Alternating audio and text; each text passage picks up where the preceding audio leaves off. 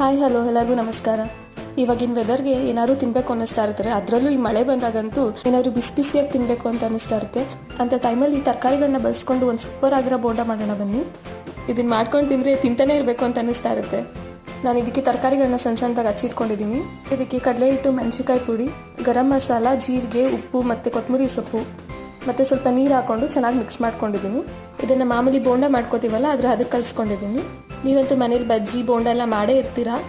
ಅದೇ ಥರ ಡಿಫ್ರೆಂಟಾಗಿ ತರಕಾರಿಗಳನ್ನ ಯೂಸ್ ಮಾಡಿಕೊಂಡು ಒಂದ್ಸಲ ಇದನ್ನು ಮಾಡಿ ನೋಡಿ, ತುಂಬ ಚೆನ್ನಾಗಿ ಬರುತ್ತೆ. ಆಮೇಲೆ ಒಂದು ಬಾಣಲಿಗೆ ಎಣ್ಣೆ ಹಾಕ್ಕೊಂಡು ಎಣ್ಣೆ ಕಾಯ್ದ ನಂತರ ನಿಮಗೆ ಬೋಂಡ ಯಾವ ಸೈಜಿಗೆ ಬೇಕೋ ಆ ಸೈಜಿಗೆ ಹಾಕ್ಕೊಳ್ಳಿ. ಇದನ್ನು ಮೀಡಿಯಂ ಫ್ಲೇಮಲ್ಲಿ ಇಟ್ಕೊಂಡು ಡೀಪ್ ಫ್ರೈ ಮಾಡ್ಕೊಳ್ಳಿ.